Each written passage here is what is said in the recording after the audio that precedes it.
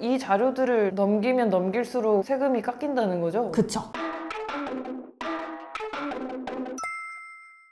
작년에 알림톡이 와서 안내해주는 대로 신고를 했었거든요. 그렇게 하는 게 잘하는 게 맞는 건지 궁금해요. 확신할 수가 없어요. 편하게 신고하라고 지원해 주는 거기는 한데 직접 세금 신고를 하는 게 세금이 더 줄어들었을 수도 있어요. 처음 사업하시는 분들 같은 경우에는 손실 많이 나잖아요. 그런 사람들 같은 경우에는 매출액이 크지가 않아가지고 간편 신고하라고 나오시는 분들이 계시거든요. 근데 직접 세금 신고를 하잖아요. 이익이 났었을 때 손실 본 거를 차감을 해주기 때문에 이만큼 손해봤어요를 신고해 두는 게 좋아요.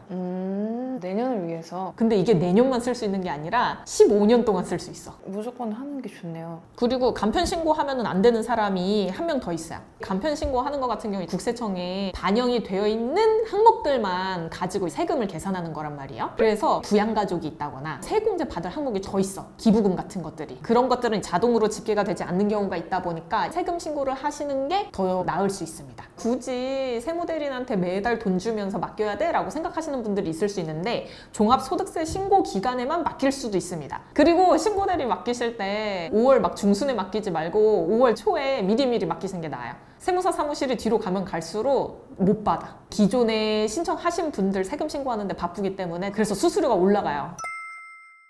맡기면 더 신경 안 써도 되는 거예요? 아니에요. 세무대리인이 있으신 분들도 그렇고 신고대리로 이번에만 맡기시는 분들도 그렇고 웬만한 자료 같은 경우는 국세청에서 세무대리인이 다운받을 수가 있거든요. 우리가 부가세 신고를 했잖아요, 이미. 부가세 신고 안 했을 수도 있어? 그럼 이제 부가세 신고도 맡겨야 돼. 이 종합소득세 안내문에 나와 있는 게 부가세 신고한 자료를 끌어오는 거거든요. 그렇다 보니까 부가세 신고를 어떤 때는 하고 어떤 때는 안 했어? 그럼 저거부터 다시 해야 돼. 저 안내문에 나와 있는 자료로 가지고 종합소득세 신고를 하면 틀릴 수 있어요. 신고를 제대로 했다 가정하고 설명을 드릴게요.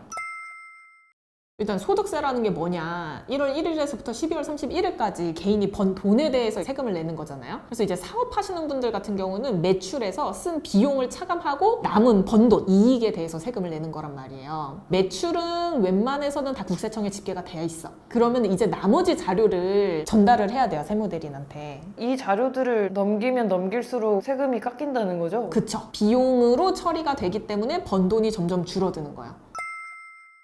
가장 대표적인 게 청첩장, 경조사비. 청첩장이 왜 비용 처리가 되냐면 사업하시는 분들이 거래처라던가 경조사 참석해달라고 많이들 받으시잖아요. 거기 참석하는 이유는 사업과 관련돼서 관계를 돈독하게 하기 위해서 참석하시는 거잖아요. 그렇다 보니까 그런 것들이 업무 추진비, 옛날엔 접대비라 그랬어요. 거래처와 사이를 좋게 하기 위해서 쓴 비용으로 해서 비용 처리를 해줬습니다. 그 다음에 세금계산서 카드 현금영수증은 자동으로 들어간다 그랬잖아요. 근데 이 카드가 홈택스에 등록하신 분들만 자동으로 집계가 되거든요. 그렇다 보니까 카드를 등록하지 않으신 분들이라던가 등록은 해놨는데 재발급 받으신 분들 있잖아요. 아니면 등록되지 않은 카드를 사용하신 분들, 그런 분들 같은 경우에는 이 카드 거래 내역도 같이 보내주시는 게 좋습니다. 그리고 간이영수증 같은 경우에는 꼭 보내주셔야 되고요.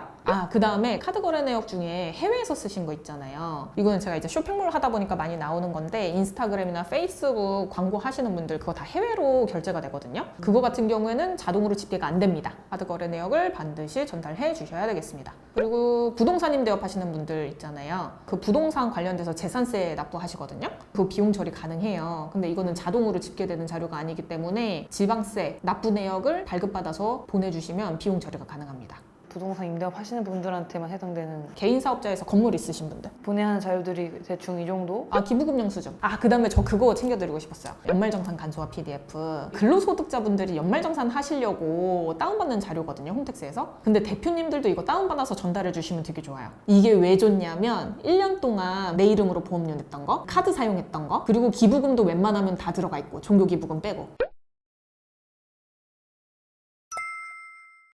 아까 우리가 간편신고하면 안 되는 사람으로 부양가족 있으신 분들 얘기 드렸잖아요. 부양가족 같은 경우에는 한 명당 150만 원씩 차감을 해준단 말이에요. 부양가족 요건이 조금 복잡한데 얘기 드려요. 부양가족 등재가 되려면 연소득금액 100만 원 이하? 아기가 있거나 소득이 발생하지 않으신 부모님 150만 원이 비용처럼 쓰이는 거예요.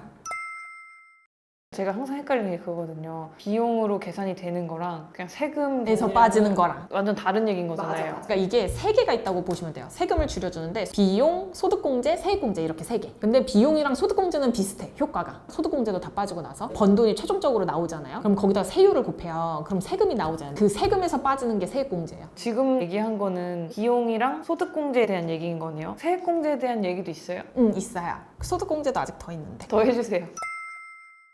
가장 대표적인 걸로 하나 말씀을 드리자면 노란우산공제라는 게 있어요. 이게 사업하시는 분들한테 좋은 거거든요. 폐업한다고 해서 퇴직금을 받을 수가 없잖아요. 그거를 그냥 금융기관에다가 하나 가입한 거야. 내가 넣고 거기 이자 얹어가지고 이제 돌려받는 거죠. 근데 잘했다고 나라에서 적립해둔 돈에 대해서 소득공제를 시켜주는 거야. 내가 번 돈이 4천이면 500만 원까지만 해줘요. 1억 버는 사람 같은 경우는 300만 원까지만, 1억 초과하신 분들 같은 경우는 200만 원까지만 해줘. 소득이 많으면 많을수록 더 적게 빼주는 거야.